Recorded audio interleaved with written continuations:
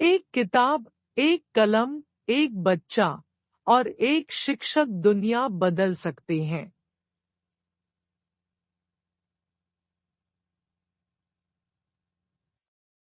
जब पूरी दुनिया खामोश हो तब एक आवाज भी ताकतवर बन जाती है। लोग कौन सी भाषा बोलते हैं, त्वचा का रंग या धर्म को लेकर कोई भेदभाव नहीं होना चाहिए। अपनी बेटियों का सम्मान करिए, वे सम्माननीय है। आतंकवादियों ने सोचा वे मेरा लक्ष्य बदल देंगे और मेरी महत्वाकांक्षाओं को दबा देंगे, लेकिन मेरी जिंदगी में इसके सिवा बदला, कमजोरी, डर और निराशा की मौत हो गई। शक्ति, सामर्थ्य और साहस का जन्म हो गया। अगर आप खड़े होकर बोलेंगे नहीं तो आतंकवाद और फैलेगा। मैं उस लड़की के रूप में याद किया जाना नहीं चाहती जिसे गोली मार दी गई थी। मैं उस लड़की के रूप में याद किया जाना चाहती हूँ जिसने खड़े होकर सामना किया। आप कहीं भी चले जाएं, स्वर्ग में भी आप अपने घर को मिस करेंगे। मैं बस एक चीज चाहती हूँ, शिक्षा, और मैं किसी से नहीं डरती। मैं चरमपंथियों के बेटे बेटियों के लिए शिक्षा चाहती हूँ, खास तौर से तालिबानियों के। मैं कहती हूँ कि मैं डर से शक्तिशाली हूँ। अगर आप एक तालिबानी को जूते से मारते हैं, तो आप में और उस तालिबानी में कोई अंतर नहीं रह जाता। आपको औरों के साथ क्रूरता और कुछ लोग और लोगों से कुछ करने के लिए कहते हैं।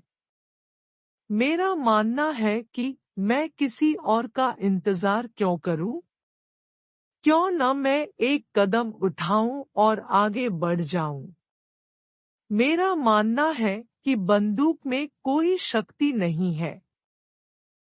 मेरा मानना है कि ये एक औरत का अधिकार है कि वो डिसाइड करे कि उसे क्या पहनना है, और अगर एक औरत बीच पर बिना कुछ पहने जा सकती है, तो वो सब कुछ क्यों नहीं पहन सकती?